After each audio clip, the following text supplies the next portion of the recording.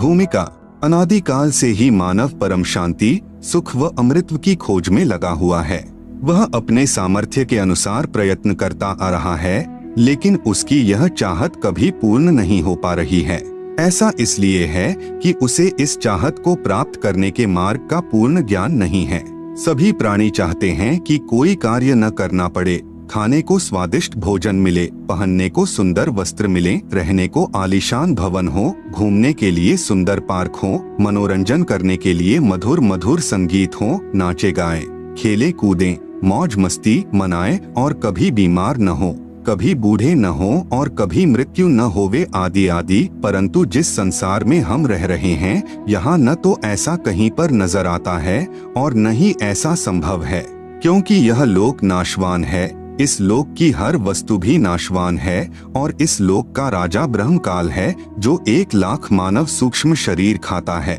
उसने सब प्राणियों को कर्म, भ्रम व पाप पुण्य रूपी जाल में उलझाकर 3 लोक के पिंजरे में कैद किए हुए है। कबीर साहेब कहते हैं कि कबीर 3 लोक पिंजरा भया, पाप पुण्य 2 जाल, सभी जीव भोजन भये, एक खाने वाला काल, गरीब एक पापी एक पुनी आया, एक है सूम दलेल रे, बिना भजन कोई काम नहीं आवे, सब है जम की जेल रे। कर्म भ्रम कर्म बराबर सिद्धांत, जैसा करोगे वैसा प्राप्त करोगे यानी भरोगे। भ्रम बराबर संशय युक्त ज्ञान जो वेदों तथा गीता में काल ब्रह्म ने प्रदान किया है।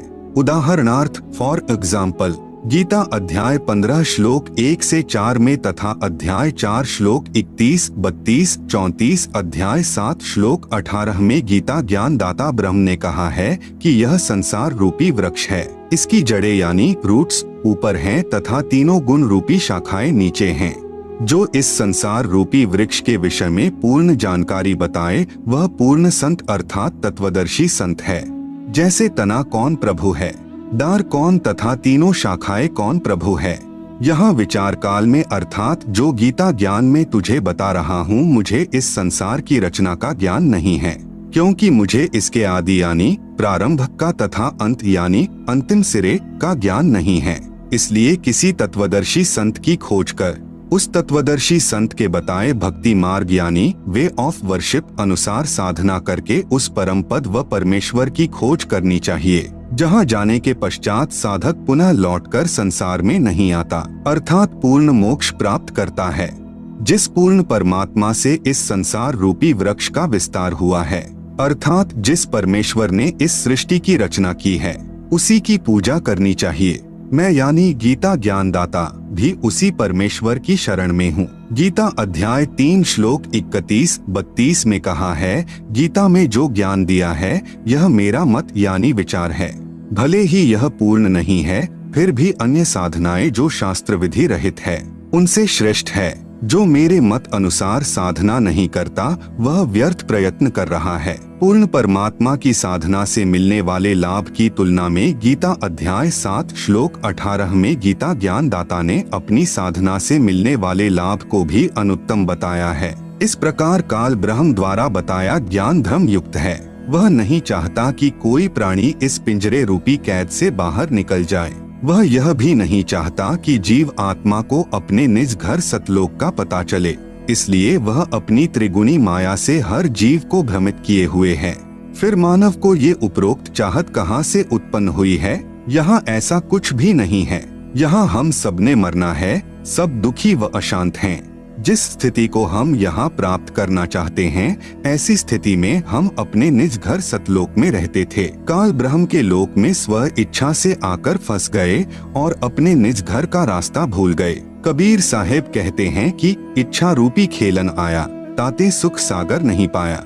इस काल ब्रह्म के लोक में शांति व सुख का नामो निशान भी नहीं है। त्रिगुणी माया से उत्पन्न काम, क्रोध, लोभ, मोह, अहंकार, राग, द्वेष, हर्ष, शोक, लाभ, हानि, मान बढ़ाई रूपी अवगुण हर जीव को परेशान किए हुए हैं। यहाँ एक जीव दूसरे जीव को मार कर खा जाता है, शोषण करता है, इज्जत लूट लेता है, धन लूट लेता है, शांति छीन लेता है।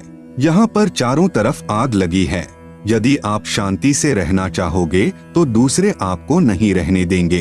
आपके न चाहते हुए भी चोर चोरी कर ले जाता है, डाकू डाका डाल ले जाता है, दुर्घटना घट जाती है, किसान की फसल खराब हो जाती है, व्यापारी का व्यापार ठप हो जाता है, राजा का राज छीन लिया जाता है, स्वस्थ शरीर में बीमारी लग जाती है, अर्थात यहाँ पर कोई भी वस्तु सुरक्षित नहीं। राजाओं के राज, इज्जतदार की इज्जत, धनवान का धन, ताकतवर की ताकत और यहाँ तक कि हम सभी के शरीर भी अचानक छीन लिए जाते हैं। माता पिता के सामने जवान बेटा बेटी मर जाते हैं, दूध पीते बच्चों को रोते बिलखते छोड़कर मात पिता मर जाते हैं, जवान बहनें विधवा हो जाती हैं और पहाड़ से दुखों को भोगने को मजबूर होते हैं। विचार करें कि क्या यह स्थान रहने के लायक है, लेकिन हम मजबूरी वश यहाँ रह रहे हैं क्योंकि इस काल के पिंजरे से बाहर निकलने का कोई रास्ता नजर नहीं आता और हमें दूसरों को दुखी करने की व दुख सहने की आदत सी बन गई।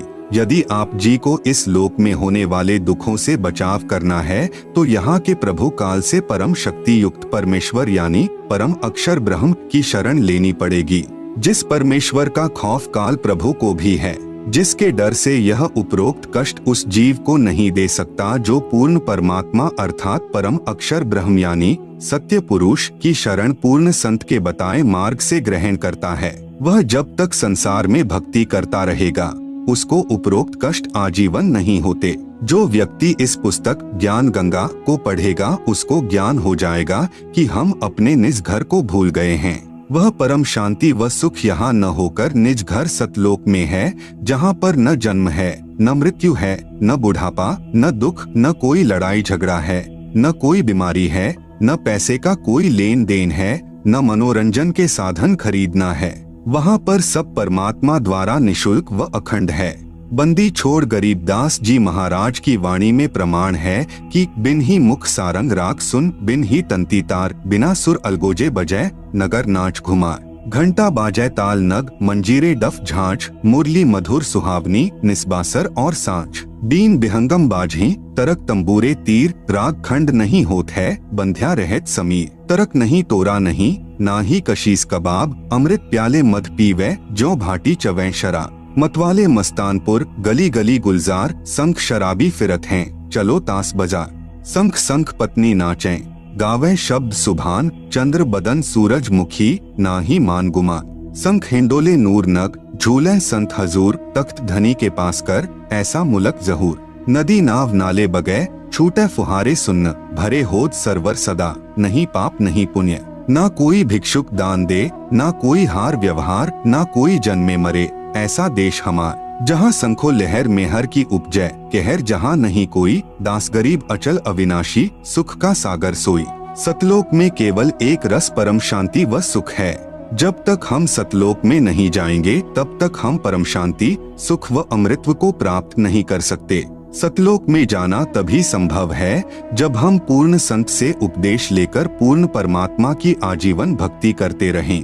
इस पुस्तक ज्ञान गंगा के माध्यम से जो हम संदेश देना चाहते हैं उसमें किसी देवी देवता व धर्म की बुराई न करके सर्व पवित्र धर्म ग्रंथों में छुपे गूढ़ रहस्य को उजागर करके यथार्थ भक्ति मार्ग बताना चाहा है, जो कि वर्तमान के सर्व संत महंत व आचार्य गुरु साहिबान शास्त्रों में छिपे गूढ़ रहस्य को समझ नहीं पाए। परम पूज्य कबीर साहेब जी अपनी वाणी में कहते हैं कि वेद कतेब झूठे ना भाई, झूठे हैं सो समझे नाही, जिस कारण भक्त समाज को अपार हानि हो रही है।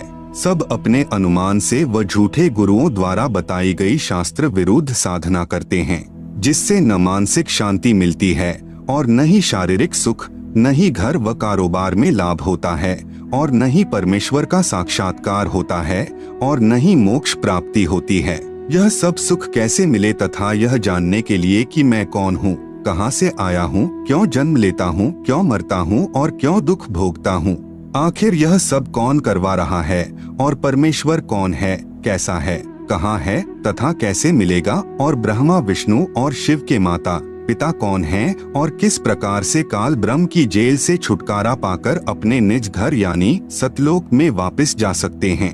यह सब इस पुस्तक के माध्यम से दर्शाया गया है ताकि इसे पढ़कर आम भक्तात्मा का कल्याण संभव हो सके।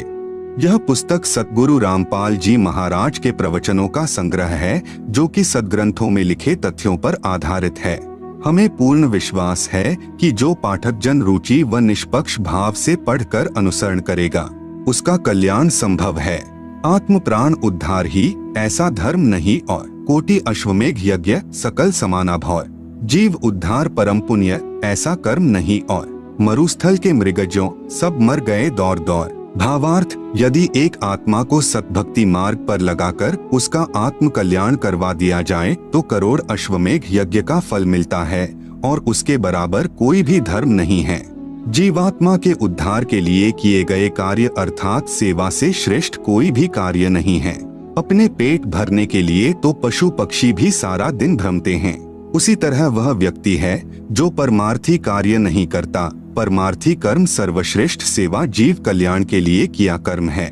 जीव कल्याण का कार्य न करके सर्व मानव मरुस्थल के हिरण की तरह दौड़ दौड़ कर मर जाते हैं, जिसे कुछ दूरी पर जल ही जल दिखाई देता है और वहां दौड़ कर जाने पर थल ही प्राप्त होता है। फिर कुछ दूरी पर थल का जल दिखाई देता है, अंत में उस हिरण की प्यास से ही मृत्यु हो जाती है। ठीक इसी प्रकार जो प्राणी इस काल लोक में जहां हम रह रहे हैं वे उस हिरण के समान सुख की आशा करते हैं, जैसे निसंतान सोचता है संतान होने पर सुखी हो जाऊंगा। संतान वालों से पूछे तो उनकी अनेकों समस्याएं सुनने को मिलेंगी। निर्धन व्यक्ति सोचता है कि धन हो जाए तो मैं सुखी हो जाऊं। जब धनवानों की कुशल जानने के लिए प्रश्न करोगे तो ढेर सारी परेशानियां सुनने को मिलेंगी।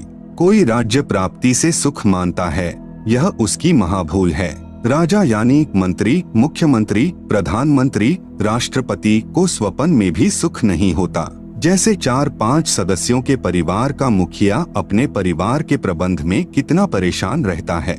राजा तो एक क्षेत्र का मुखिया होता है, उसके प्रबंध में सुख स्वप्न में भी नहीं होता।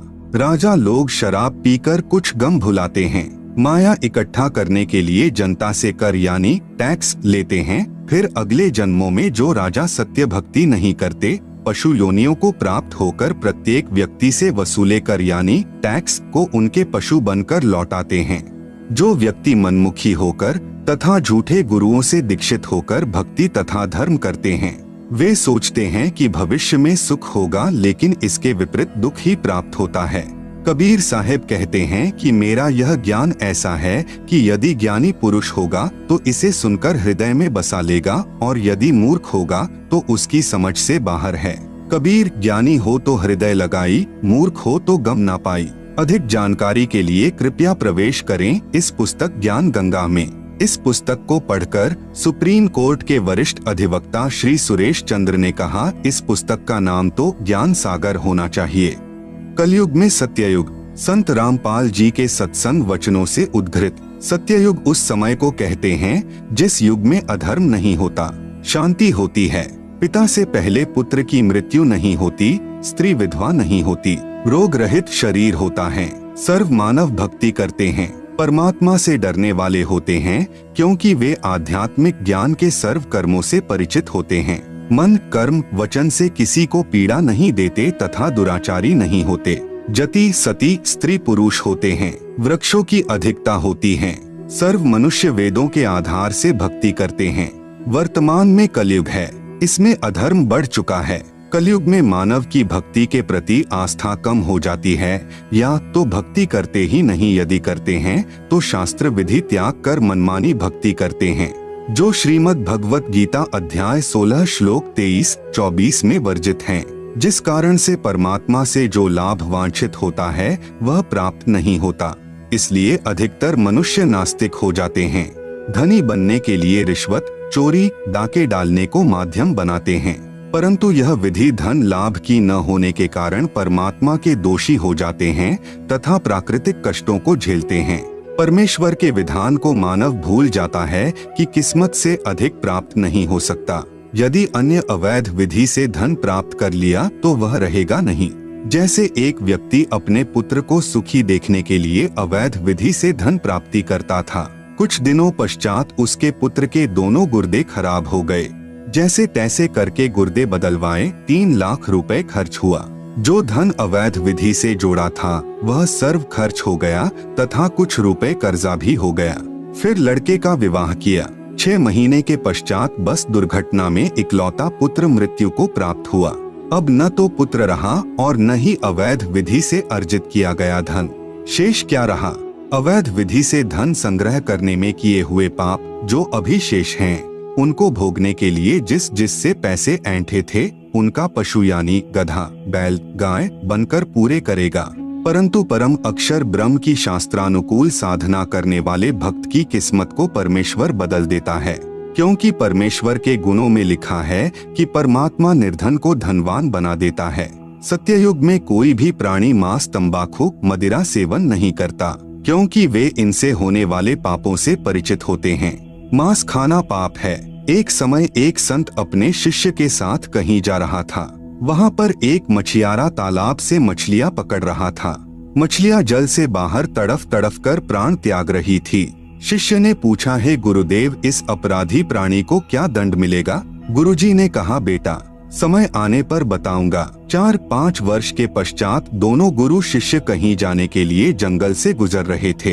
वहाँ पर एक हाथी का बच्चा चिल्ला रहा था। उछल कूद करते समय हाथी का बच्चा 2 निकट निकट उगे वृक्षों के बीच में फंस गया। वह निकल तो गया, परंतु निकलने के प्रयत्न में उसका सर्व शरीर छिल गया था तथा उसके शरीर में जख्म हो गए थे। उसके सारे शरीर में कीड़े चल रहे थे जो उसको नोच रहे थे। वह हाथी का बच्चा बुरी तरह चिल्ला रहा था। शिष्य ने गुरुजी से पूछा कि हे गुरुदेव, यह प्राणी कौन से पाप का दंड भोग रहा है? गुरुदेव ने कहा, पुत्र, यह वही मछियारा है जो उस शहर के बाहर जलाशय से मछलियां निकाल रहा था। मदिरा यानी शराब पीना कितना पाप है। शराब पीने वाले को 70 जन्म कुत्ते के भोगने पड़ते हैं। मल मूत्र खाता पीता फिरता है। अन्य कष्ट भी बहुत सारे भोगने पड़ते हैं तथा शराब शरीर में भी बहुत हानि करती है। शरीर के 4 महत्वपूर्ण अंग होते हैं, फेफड़े, लीवर, गुर्दे तथा हृदय। शराब इन चारों को क्षति पहुंचाती है। शराब पीकर मानव न रहकर पशु तुल्य गतिविधि करने लगता है। कीचड़ में गिर जाना, कपड़ों में मलमूत्र तथा वमन कर देना, धन हानि, मान हानि, घर में अशांति आदि मदिरा पान के कारण होते हैं। मदिरा सत्ययुग में प्रयोग नहीं होती। सत्ययुग में सर्व मानव परमात्मा के विधान से परिचित होते हैं, जिस कारण सुख का जीवन व्यतीत करते हैं। गरीब मदिरा पीवे कड़वा पानी, 70 जन्म स्वान के जानी। दुराचार करना कितना पाप है। परद्वारा स्त्री का खोले, 70 जन्म अंधा हो डोले। पूज्य कबीर परमेश्वर जी ने बताया है कि जो व्यक्ति किसी परस्त्री के साथ दुष्कर्म करता है तो वह 70 जन्म अंधे का जीवन भोगता है। बुद्धिमान व्यक्ति ऐसी आफत कभी मोल नहीं लेता। मूर्ख ही ऐसा कार्य करता है। जैसे आग में हाथ डालने का अर्थ मौत मोल लेना है। जैसे कोई व्यक्ति किसी अन्य के खेत में बीज डालता है तो वह महामूर्ख है। बुद्धिमान व्यक्ति ऐसा कभी नहीं कर सकता। वैश्यागमन को ऐसा जानो जैसे कुर्डियों पर गेहूं का बहुमूल्य बीज का थैला भर कर डालाएं। यह क्रिया बुद्धिमान व्यक्ति नहीं कर सकता, या तो महामूर्ख या शराबी निर्लज अर्थात घंड व्यक्ति ही किया करता है। विचारणीय विषय है कि जो पदार्थ शरीर से नाश होते हुए आनंद का अनुभव कराता है, यदि वह शरीर में सुरक्षित रखा जाए तो कितना आनंद देगा। दीर्घायु, स्वस्थ शरीर, स्वस्थ मस्तिष्क, शूरवीरता तथा स्फूर्ति प्रदान करता है। जिस पदार्थ से अनमोल बच्चा प्राप्त होता है, उसका नाश करना बच्चे की हत्या करने तुल्य है। इसलिए दुराचार तथा अनावश्यक भोग विलास वर्जित है। तंबाकू सेवन कितना पाप है। परमेश्वर कबीर जी ने बताया है, सुरापान मध मांसाहारी, गमन करे भोगे पर नारी, 70 जन्म कटत हैं, शीशम साक्षी साहिब है जगदीशम। पर द्वारा स्त्री का खोले, 70 जन्म अंधा हो डोले। 100 नारी जारी करे, सुरापान 100 बार, एक चिलम हुक्का भरे, डूबे काली धार। जैसे कि ऊपर वर्णन किया है कि एक बार शराब पीने वाला 70 जन्म कुत्ते का जीवन भोगता है, फिर मल मूत्र खाता पीता फिरता है। परस्त्री गमन करने वाला 70 जन्म अंधे के भोगता है। मांस खाने वाला भी महाकष्ट का भागी होता है। उपरोक्त सर्व पाप 100 बार करने वाले को जो पाप होता है, वह एक बार हुक्का पीने वाले अर्थात तंबाकू सेवन करने वाले को सहयोग देने वाले को होता है। तंबाकू सेवन करने वाले हुक्का, सिगरेट, बीड़ी या अन्य विधि से सेवन करने वाले तंबाकू खाने वालों को क्या पाप लगेगा? घोर पाप का भागी होगा। एक व्यक्ति जो तंबाकू सेवन करता है जब वह हुक्का या बीड़ी सिगरेट पीकर धुआं छोड़ता है तो वह धुआं उसके छोटे छोटे बच्चों के शरीर में प्रवेश करके हानि करता है। वे बच्चे फिर शीघ्र बुराई को ग्रहण करते हैं तथा उनका स्वास्थ्य भी बिगड़ जाता है। अवतार की परिभाषा। अवतार का अर्थ है ऊंचे स्थान से नीचे स्थान पर उतरना। विशेषकर यह शुभ शब्द उन उत्तम आत्माओं के लिए प्रयोग किया जाता है जो धरती पर कुछ अद्भुत कार्य करते हैं, जिनको परमात्मा की ओर से भेजा हुआ मानते हैं या स्वयं परमात्मा ही का पृथ्वी पर आगमन मानते हैं। श्रीमद्भगवत गीता अध्याय 15 श्लोक 1 से 4 तथा 16-17 में 3 पुरुषों यानी प्रभुओं का ज्ञान है। नंबर 1, क्षर पुरुष जिसे ब्रह्म भी कहते हैं, जिसका ओम नाम साधना का है, जिसका प्रमाण गीता अध्याय 8 श्लोक 13 में है। नंबर 2, अक्षर पुरुष जिसको परब्रह्म भी कहते हैं, जिसकी साधना का मंत्र तत् जो सांकेतिक है, प्रमाण गीता अध्याय 17 श्लोक 23 में है। नंबर 3, उत्तम पुरुष तू अन्यः मतलब श्रेष्ठ पुरुष परमात्मा तो उपरोक्त दोनों पुरुषों यानी क्षर पुरुष तथा अक्षर पुरुष से अन्य है। वह परम अक्षर पुरुष है जिसे गीता अध्याय 8 श्लोक 1 के उत्तर में अध्याय 8 के श्लोक 3 में कहा है कि वह परम अक्षर ब्रह्म है। इसका जाप सत है जो सांकेतिक है। इसी परमेश्वर की प्राप्ति से साधक को परम शांति तथा सनातन परमधाम प्राप्त होगा। प्रमाण गीता अध्याय 18 श्लोक 62 में यह परमेश्वर यानी परम अक्षर ब्रह्म गीता ज्ञान दाता से भिन्न है। अधिक ज्ञान प्राप्ति के लिए कृपया पुस्तक धरती पर अवतार सतलोक आश्रम बरवाला से प्राप्त करें। अवतार 2 प्रकार के होते हैं, जैसे ऊपर कहा गया है। अब आप जी को पता चला कि मुख्य रूप से 3 पुरुष यानी प्रभु है, जिनका उल्लेख ऊपर कर दिया गया है। हमारे लिए मुख्य रूप से 2 प्रभुओं की भूमिका रहती है। नंबर 1, क्षर पुरुष यानी ब्रह्म जो गीता अध्याय 11 श्लोक 32 में अपने आप को काल कहता है। नंबर 2, परम अक्षर पुरुष यानी परम अक्षर ब्रह्म जिसके विषय में गीता अध्याय 8 श्लोक 3 तथा 8, 9, 10 में तथा गीता अध्याय 18 श्लोक 62 अध्याय 15 श्लोक 1 से 4 तथा 17 में कहा है। ब्रह्म यानी काल के अवतारों की जानकारी। गीता अध्याय 4 का श्लोक 7, यदा यदा हि धर्मस्य ग्लानिर्भवति भारत अभ्युत्थानमधर्मस्य तदात्मानं सृजाम्यहम्। यदा यदा हि धर्मस्य ग्लानिः भवति भारत अभ्युत्थानम् अधर्मस्य तदा आत्मानं सृजामि अहम्।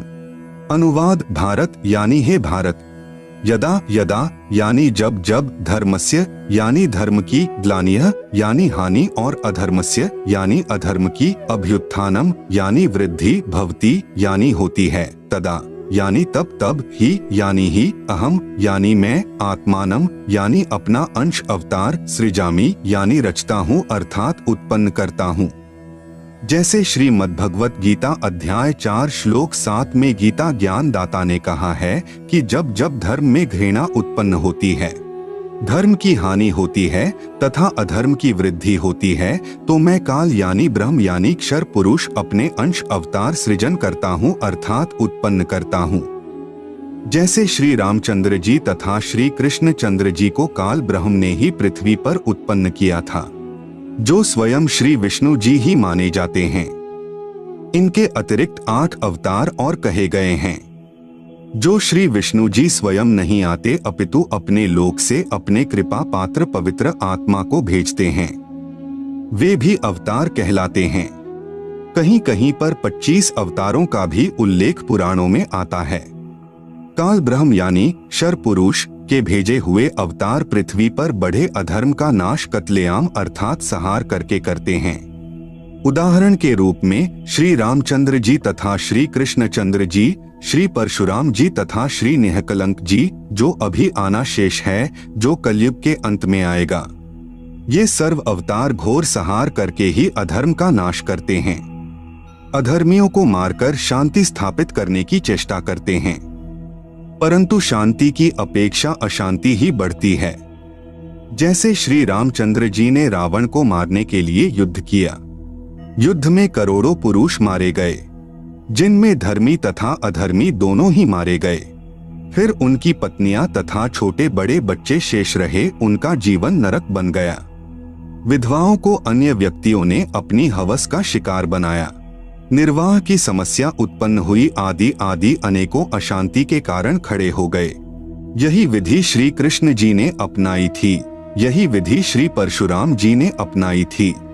इसी विधि से 10वां अवतार काल ब्रह्म यानी शर पुरुष द्वारा उत्पन्न किया जाएगा। उसका नाम निकलंक होगा। वह कलयुग के अंतिम समय में उत्पन्न होगा, जो राजा हरिश्चंद्र वाली आत्मा होगी। संभल नगर में श्री विष्णु दत्त शर्मा के घर में जन्म लेगा। उस समय सर्व मानव अत्याचारी अन्यायी हो जाएंगे, उन सर्व को मारेगा। उस समय जिन जिन मनुष्य में परमात्मा का डर होगा, कुछ सदाचारी होंगे, उनको छोड़ जाएगा, अन्य सर्व को मार डालेगा। यह विधि है ब्रह्म यानी कालक्षर पुरुष के अवतारों की अधर्म का नाश करने तथा शांति स्थापना करने की। परम अक्षर ब्रह्म अर्थात सत्य पुरुष के अवतारों की जानकारी। नंबर 1, परम अक्षर ब्रह्म स्वयं पृथ्वी पर प्रकट होता है। वह सहशरीर आता है, सहशरीर लौट जाता है। यह लीला वह परमेश्वर 2 प्रकार से करता है। नंबर 1, प्रत्येक युग में शिशु रूप में किसी सरोवर में कमल के फूल पर वन में प्रकट होता है। वहां से निसंतान दंपति उसे उठा ले जाते हैं। फिर लीला करता हुआ बड़ा होता है तथा आध्यात्मिक ज्ञान प्रचार करके अधर्म का नाश करता है। सरोवर के जल में कमल के फूल पर अवतरित होने के कारण परमेश्वर नारायण कहलाता है। नार यानी जल, आयन यानी आने वाला, अर्थात जल पर निवास करने वाला नारायण कहलाता है। नंबर 2, जब चाहे साधु संत जिंदा के रूप में अपने सत्यलोक से पृथ्वी पर आ जाते हैं तथा अच्छी आत्माओं को ज्ञान देते हैं। फिर वे पुण्यात्माएं भी ज्ञान प्रचार करके अधर्म का नाश करते हैं। वे भी परमेश्वर के भेजे हुए अवतार होते हैं। कलयुग में ज्येष्ठ शुदी पूर्णमासी संवत 1455 सन 1398 को कबीर परमेश्वर सत्यलोक से चलकर आए तथा काशी शहर के लहरतारा नामक सरोवर में कमल के फूल पर शिशु रूप में विराजमान हुए। वहां से नीरू तथा नीमा जो जुलाहा यानी धानक दंपति थे, उन्हें उठा लाए। शिशु रूपधारी परमेश्वर कबीरदेव यानी कबीर परमेश्वर ने 25 दिन तक कुछ भी आहार नहीं किया। नीरू तथा नीमा उसी जन्म में ब्राह्मण थे, श्री शिव जी के पुजारी थे। मुसलमानों द्वारा बलपूर्वक मुसलमान बनाए जाने के कारण जुलाहे का कार्य करके निर्वाह करते थे। बच्चे की नाजुक हालत देखकर नीमा ने अपने इष्ट शिव जी को याद किया। शिव जी साधु वेश में वहां आए तथा बालक रूप में विराजमान कबीर परमेश्वर को देखा। बालक रूप में कबीर साहेब जी ने कहा, है शिव जी, इन्हें कहो एक कुंवारी गाय लाएं, वह आपके आशीर्वाद से दूध देगी। ऐसा ही किया गया। कबीर परमेश्वर के आदेशानुसार भगवान शिव जी ने कुंवारी गाय की कमर पर थपकी लगाई। उसी समय बछिया के थनों से दूध की धार बहने लगी। एक कोरा मिट्टी का छोटा घड़ा नीचे रखा। पात्र भर जाने पर दूध बंद हो गया। फिर प्रतिदिन पात्र थनों के नीचे करते ही बछिया के थनों से दूध निकलता। उसको परमेश्वर कबीर जी पिया करते थे।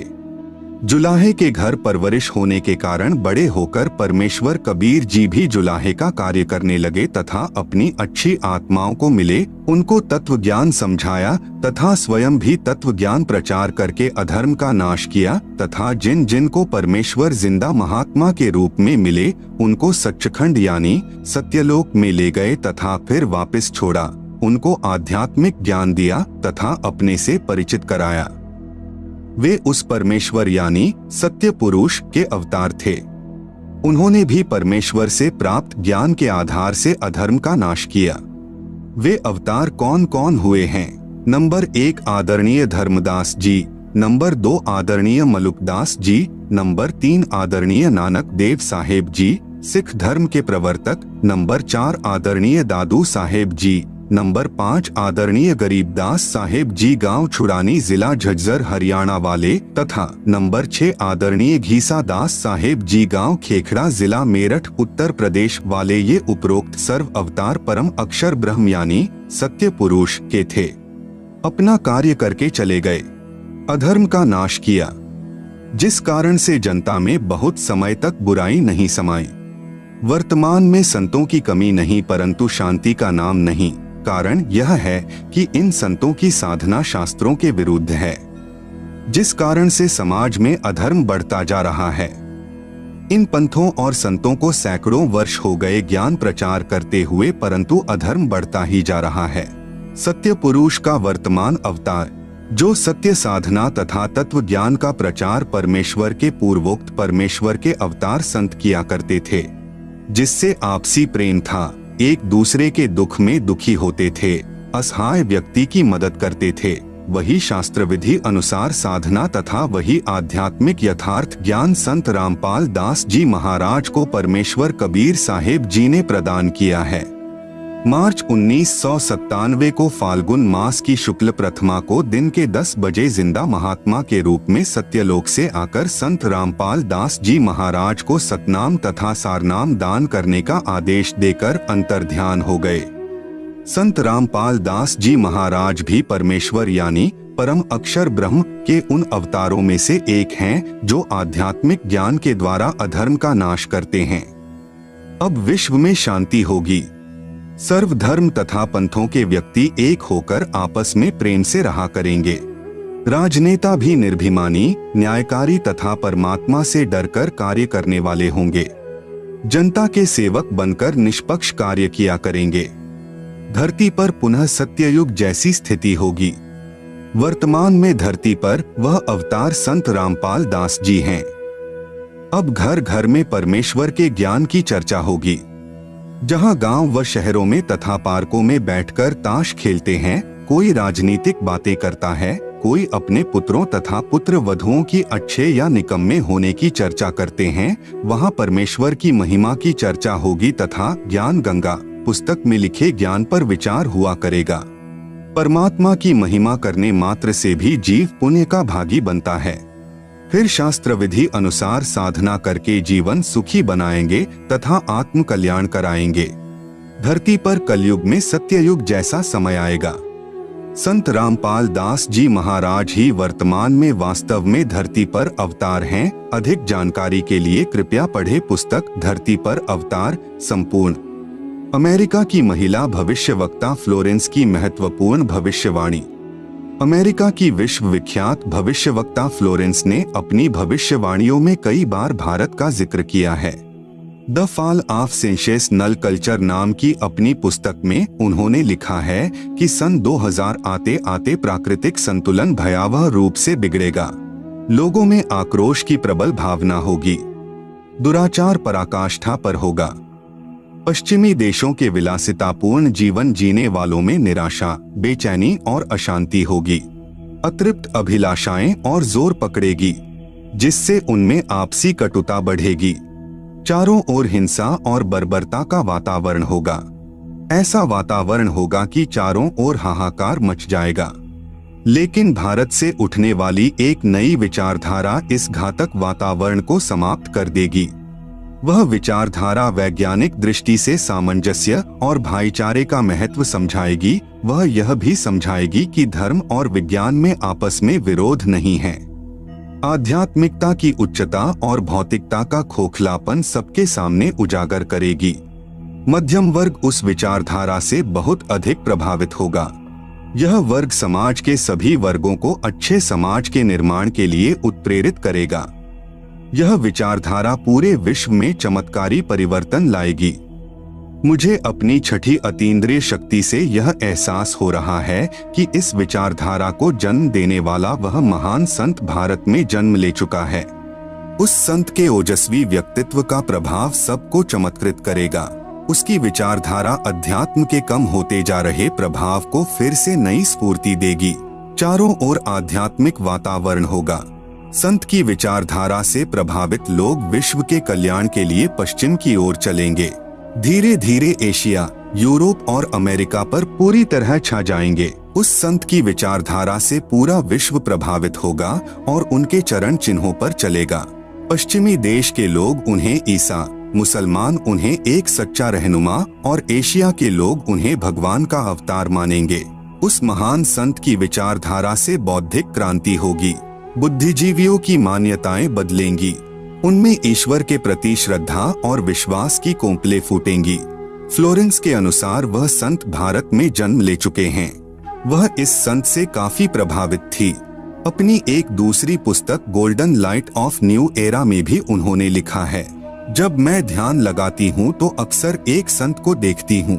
गौर वर्ण का है, सफेद बाल हैं, उसके मुख पर न दाढ़ी है न मूछ है। उस संत के ललाट पर गजब का तेज होता है। उनके ललाट पर आकाश से एक नक्षत्र के प्रकाश की किरणें निरंतर बरसती रहती हैं। मैं देखती हूँ कि वह संत अपनी कल्याणकारी विचारधारा तथा अपने सच्चरित्र प्रबल अनुयायियों की शक्ति से संपूर्ण विश्व में नए ज्ञान का प्रकाश फैला रहे हैं। वह संत अपनी शक्ति निरंतर बढ़ा रहे हैं।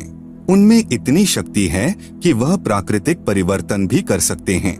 वह अपना कार्य वैज्ञानिक ढंग से करेंगे। उनकी कृपा और प्रयत्नों से मानवीय सभ्यता में नई जागृति आएगी। विश्व के समस्त जन समूह में नई चेतना का संचार होगा। लोक शक्ति का एक नया रूप उभर कर सामने आएगा, जो सत्ताधारियों की मनमानियों पर अंकुश लगा देगा। मनोचिकित्सक तथा सम्मोहन कला के विश्व प्रसिद्ध ज्ञाता डॉक्टर मोरे बर्सटीन की फ्लोरेंस से अच्छी दोस्ती थी। एक बार फ्लोरेंस ने उनसे भी कहा था, डॉक्टर, वह समय बड़ी तेजी से नजदीक आ रहा है जब सत्ता लोलुप राजनेताओं की अपेक्षा आप जैसे समाज सेवकों की बातें समाज अधिक ध्यान से सुनेगा। 21वीं सदी के आते आते एक नई विचारधारा पूरे विश्व को प्रभावित करेगी। हर राष्ट्र में सच्चरित्र धार्मिक लोगों का संगठन लोगों के दिमाग में बैठी गलत मान्यताओं को बदल देगा। यह विचारधारा भारत से प्रस्फुटित होंगी, वहीं से पूरे विश्व में फैलेगी। मैं उस पवित्र स्थान पर एक प्रचंड तपस्वी को देख रही हूँ, जिसका तेज बड़ी तेजी से फैल रहा है। मनुष्य में सोए देवत्व को जगाने तथा धरती का स्वर्ग जैसा बनाने के लिए वह संत दिन रात प्रयत्न कर रहे हैं। एक पत्रकार ने 1964 में फ्लोरेंस से पूछा था कि क्या वह दुनिया का भविष्य बता सकती है। फ्लोरेंस ने इसके जवाब में कहा था, 1970 की शुरुआत व्यापक उथल पुथल के साथ होगी। 1979-80 के बाद ऐसे भूकंप आएंगे कि न्यूजर्सी का कुछ हिस्सा तथा यूरोप का और एशिया के कई देशों के स्थान भूकंप से विदीर्ण हो जाएंगे, कुछ जलमग्न भी हो जाएंगे। तृतीय विश्व युद्ध का आतंक सबके दिमाग में बैठ जाएगा और वे इस युद्ध की तैयारी करेंगे, लेकिन भारतीय राजनेता अपने प्रभाव और बुद्धि से तीसरे विश्व युद्ध को टालने में सफल हो जाएंगे। तीसरे विश्व युद्ध के शुरू होने तक भारत के शासन की बागडोर आध्यात्मिक प्रवृत्ति के लोगों के हाथ में होगी, इसलिए उनके प्रभाव से विश्व युद्ध टलेगा। वे शासक एक महान संत के ओजस्वी तथा क्रांतिकारी विचारधारा से प्रभावित होंगे। वे उस संत के प्रति उसी तरह समर्पित होंगे जैसे वाशिंगटन स्वतंत्रता एवं मानवता के प्रति समर्पित थे। अमेरिका के शहर न्यूजर्सी की रहने वाली फ्लोरेंस सचमुच एक विलक्षण महिला थी।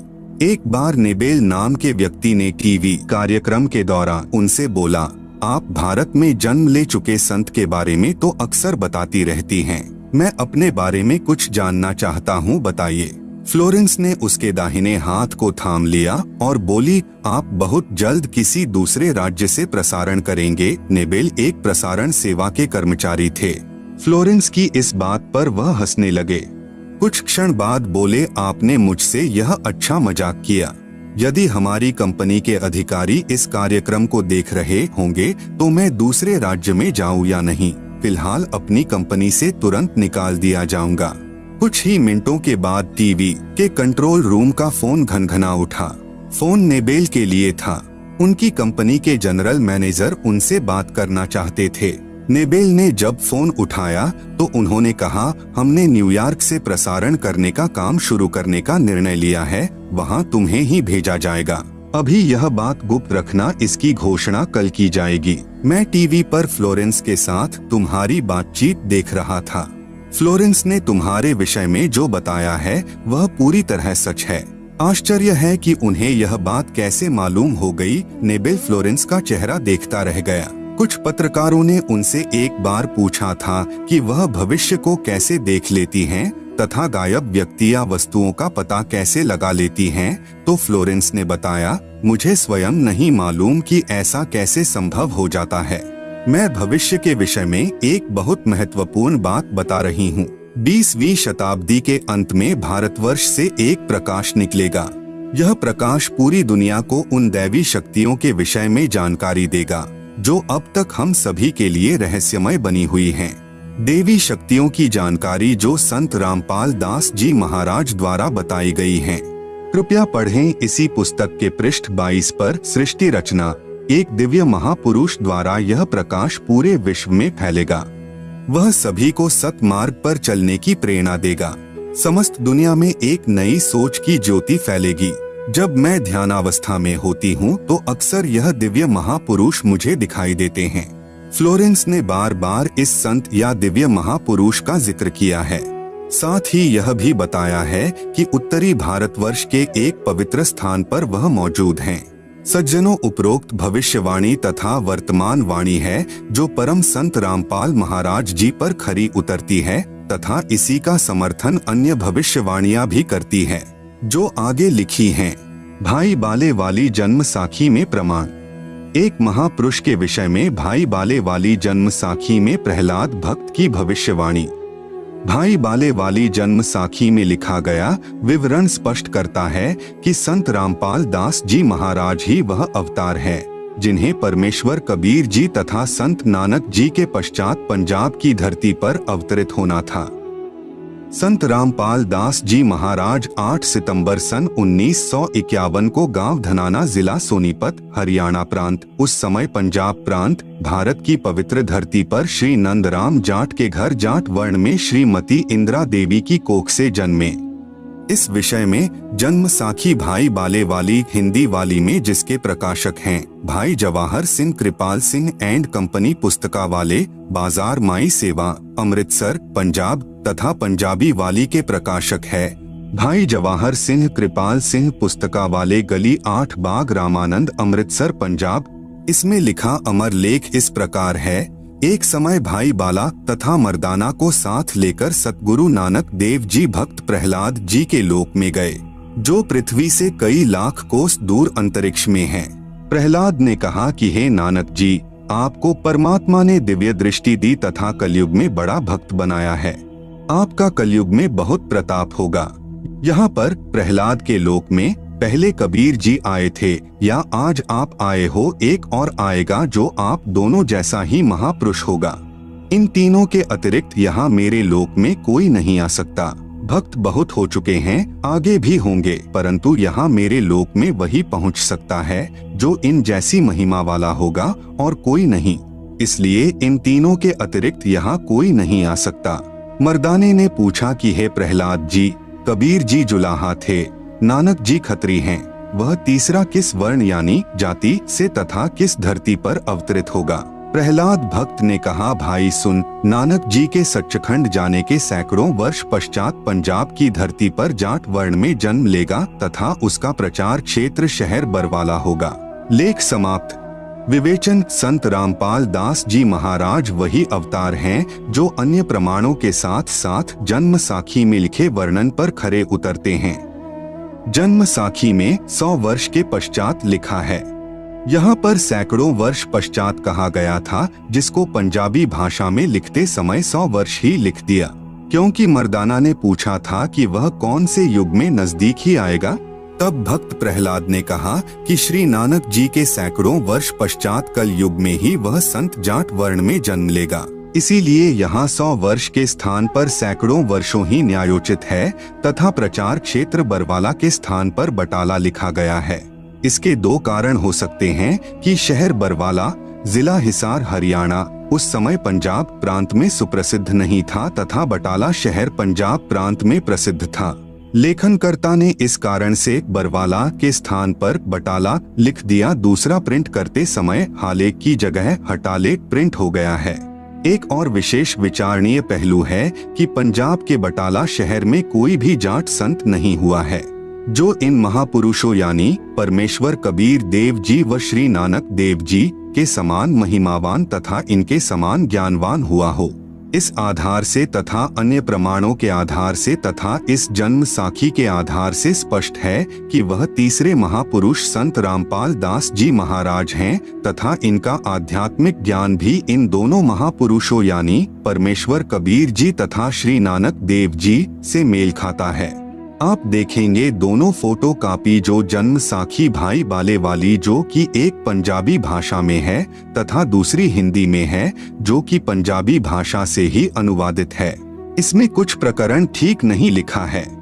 जैसे पंजाबी भाषा में लिखा है कि जो इस जी हाँ कोई होवेगा ता एथे पहुँचेगा होरदा एथे पहुँचन दा कम नहीं, परंतु हिंदी वाली जन्म साखी में यह विवरण नहीं है जो बहुत महत्वपूर्ण है।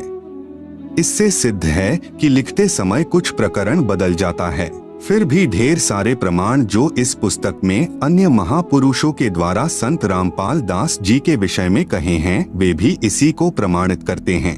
विशेष यदि कोई यह कहे कि जन्म साखी में लिखी व्याख्या संत गरीबदास जी गांव छुड़ानी वाले के लिए हैं, क्योंकि वे भी जाट जाति से थे तथा छुड़ानी गांव भी पहले पंजाब प्रांत के अंतर्गत आता था, यह भी उचित नहीं लगती, क्योंकि संत गरीबदास जी ने अपनी अमृतवाणी असुर निकंदन रमैणी में कहा है कि सतगुरु दिल्ली मंडल आयसी सूती धरनी सूम जगायसी। भावार्थ है कि संत गरीबदास जी के सतगुरु पूज्य कबीर साहेब जी थे। पुराना रोहतक जिला यानी सोनीपत, रोहतक तथा झज्जर को मिलाकर एक जिला रोहतक था, दिल्ली मंडल में लगता था। यह किसी राजा के अधीन नहीं था, अंग्रेजों के शासन काल में दिल्ली के अधीन था। संत गरीबदास जी ने स्पष्ट किया है कि सतगुरु यानी परमेश्वर कबीर जी दिल्ली मंडल में आएंगे, भक्तिहीन प्राणियों को जगाएंगे, सत्य भक्ति कराएंगे। ध्यान रहे कबीर सागर में काल के दूतों ने मिलावट करके सत्य को न जानकर अपनी अटकलबाजी से असत्य प्रमाण दिए हैं। उसका नाश करने के लिए परमेश्वर कबीर जी ने अपने अंश अवतार संत गरीबदास जी द्वारा यथार्थ ज्ञान प्रचार करवाया है, जो संत गरीबदास जी की अमृतवाणी रूप में है। इसी बात की पुष्टि कबीर सागर के संपादक कबीर पंथी श्री युगलानंद बिहारी जी की उस टिप्पणी से होती है जो उन्होंने अनुराग सागर तथा ज्ञान सागर की भूमिका में की है। कहा है कि कबीर पंथियों ने ही कबीर पंथ के ग्रंथों का नाश कर रखा है, अपने अपने मते अनुसार फेर बदल करके अपने मत को जोड़ा है। मेरे पास अनुराग सागर तथा ज्ञान सागर की कई प्रतियां रखी हैं, जिनमें से एक दूसरे से मेल नहीं खा रही हैं। संत रामपाल दास जी महाराज का जन्म श्री नंदराम जाट के घर 8 सितंबर 1951 को गांव धनाना जिला सोनीपत यानी उस समय जिला रोहतक में हुआ था, जो वर्तमान हरियाणा तथा पंजाब प्रांत मिलकर उस समय एक ही पंजाब प्रांत था। परमेश्वर कबीर जी ने भी कहा था कि जिस समय कलयुग 5500 वर्ष बीत चुका होगा, मैं गरीबदास वाले 12वें पंथ में आगे स्वयं आऊंगा। संत गरीबदास जी द्वारा मेरी यानी कबीर परमेश्वर की महिमा की वाणी प्रकट होगी तथा गरीबदास वाले 12वें पंथ तक के साधक मुझे आधार बनाकर वाणी को समझने की कोशिश करेंगे, परंतु वाणी को न समझकर सतनाम तथा सारनाम से वंचित रहने के कारण असंख्य जन्म तक सत्यलोक प्राप्ति नहीं कर सकते। उसी 12वें पंथ यानी गरीबदास जी वाले पंथ में मैं यानी परमेश्वर कबीर जी ही स्वयं चलकर आऊंगा। तब संत गरीबदास जी द्वारा प्रकट की गई वाणी को मैं यानी कबीर परमेश्वर प्रकट होकर समझाऊंगा।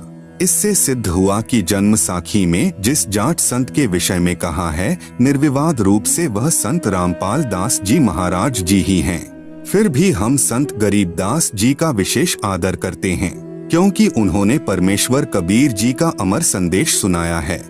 यदि कोई भ्रम उत्पन्न करे कि 10 गुरु साहिबानों में से भी किसी की ओर संकेत हो सकता है, इसके लिए स्मरण रहे कि 10 सिख गुरु साहिबानों में से कोई भी जाट वर्ण से नहीं थे।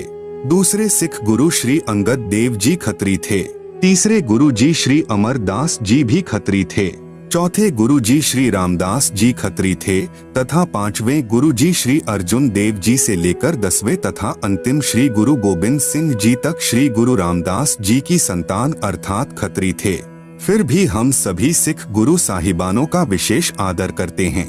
संत रामपाल दास जी महाराज कहते हैं, जीव हमारी जाति है, मानव धर्म हमारा। हिंदू, मुस्लिम, सिख, ईसाई, धर्म नहीं कोई न्यारा। परमेश्वर कबीर जी ने कहा है, जाति ना पूछो संत की, पूछ लीजिए ज्ञान। मोल करो तलवार का, पड़ी रहें दो म्यान।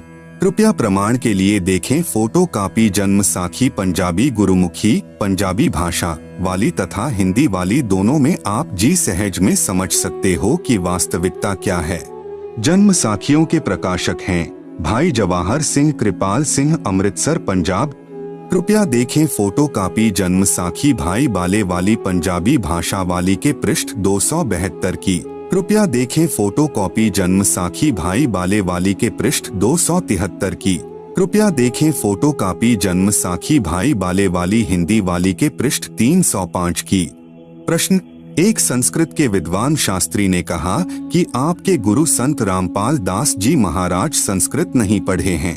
आप कहते हो कि उन्होंने श्रीमद्भगवत गीता का यथार्थ अनुवाद करके भक्तों को बताते हैं। यह कभी नहीं हो सकता। उत्तर: संत रामपाल दास जी महाराज के भक्त ने उत्तर दिया, शास्त्री जी उसी को परमेश्वर का अवतार कहते हैं, जो भाषा का ज्ञान न होते हुए यथार्थ अनुवाद कर दें, क्योंकि परमेश्वर सर्वज्ञ है। उन्हीं गुणों से युक्त उसका भेजा हुआ अवतार होता है। वह अवतार संत रामपाल दास जी महाराज जी हैं। आप तो केवल वेदों और गीता के अनुवाद से अचंभित हैं। संत रामपाल दास जी महाराज ने तो बाइबल तथा कुरान को यथार्थ रूप में बताया है, जिसे ईसाई धर्म के वर्तमान के फादर व पादरी तथा मुसलमान धर्म के मुल्ला व काजी भी नहीं समझ सके। आप सुन रहे हैं जगत गुरु तत्वदर्शी संत रामपाल जी महाराज द्वारा लिखित पुस्तक ज्ञान गंगा का पेज नंबर 1। भक्ति मर्यादा। जीव हमारी जाति है, मानव धर्म हमारा। हिंदू, मुस्लिम, सिख, ईसाई, धर्म नहीं कोई न्यारा। प्रिय भक्तजनों, आज से लगभग 5000 वर्ष पहले कोई भी धर्म या अन्य संप्रदाय नहीं था। न हिंदू, न मुस्लिम, न सिख और न ईसाई थे। केवल मानव धर्म था। सभी का एक ही मानव धर्म था और है। लेकिन जैसे जैसे कलयुग का प्रभाव बढ़ता गया, वैसे वैसे हमारे में मतभेद होता गया। कारण सिर्फ यही रहा कि धार्मिक कुल गुरुओं द्वारा शास्त्रों में लिखी हुई सच्चाई को दबा दिया गया। कारण चाहे स्वार्थ हो या ऊपरी दिखावा, जिसके परिणाम स्वरूप आज एक मानव धर्म के 4 धर्म और अन्य अनेक संप्रदाय बन चुकी हैं, जिसके कारण आपस में मतभेद होना स्वाभाविक ही है। सभी का प्रभु भगवान राम, अल्लाह, रब, गॉड, खुदा, परमेश्वर एक ही है। ये भाषा भिन्न पर्यायवाची शब्द हैं। सभी मानते हैं कि सबका मालिक एक है, लेकिन फिर भी ये अलग अलग धर्म संप्रदाय क्यों? यह बात बिल्कुल ठीक है कि सबका मालिक रब, खुदा, अल्लाह, गॉड, राम, परमेश्वर एक ही है, जिसका वास्तविक नाम कबीर है और वह अपने सतलोक, सतधाम, सच्चखंड में मानव सदृश स्वरूप में आकार में रहता है। लेकिन अब हिंदू तो कहते हैं कि हमारा राम बड़ा है, मुस्लिम कहते हैं कि हमारा अल्लाह बड़ा है, ईसाई कहते हैं कि हमारा ईसा मसीह बड़ा और सिख कहते हैं कि हमारे गुरु नानक साहेब जी बड़े हैं। ऐसे कहते हैं जैसे 4 नादान बच्चे कहते हैं कि यह मेरा पापा, दूसरा कहेगा यह मेरा पापा है, तेरा नहीं है, तीसरा कहेगा यह तो मेरा पिताजी है जो सबसे बड़ा है, और फिर चौथा कहेगा कि अरे नहीं नादानो, यह मेरा डैडी है, तुम्हारा नहीं है, जबकि उन चारों का पिता वही एक ही है। इन्हीं नादान बच्चों की तरह आज हमारा मानव समाज लड़ रहा है। कोई कहे हमारा राम बड़ा है, कोई कहे खुदाई रे, कोई कहे हमारा ईसा मसीह बड़ा। ये बांटा रहे लगाई रे, जबकि हमारे सभी धार्मिक ग्रंथों व शास्त्रों में उस एक प्रभु, मालिक, रब, खुदा, अल्लाह, राम, साहेब, गॉड, परमेश्वर की प्रत्यक्ष नाम लिखकर महिमा गाई है कि वह एक मालिक प्रभु कबीर साहेब है, जो सतलोक में मानव सदृश स्वरूप में आकार में रहता है। वेद, गीता, कुरान, बाइबल और गुरु ग्रंथ साहेब ये सब लगभग मिलते जुलते ही हैं। यजुर्वेद के अध्याय 5 के श्लोक नंबर 32 में, सामवेद के मंत्र नंबर 1400-822 में, अथर्ववेद के कांड नंबर 4 के अनुवाक 1 के श्लोक नंबर 7, ऋग्वेद के मंडल 1 अध्याय 1 के सूक्त 11 के श्लोक नंबर 4 में कबीर नाम लिखकर बताया है कि पूर्ण ब्रह्म कबीर है, जो सतलोक में आकार में रहता है। आप सुन रहे हैं जगत गुरु तत्वदर्शी संत रामपाल जी महाराज द्वारा लिखित पुस्तक ज्ञान गंगा का पेज नंबर 2।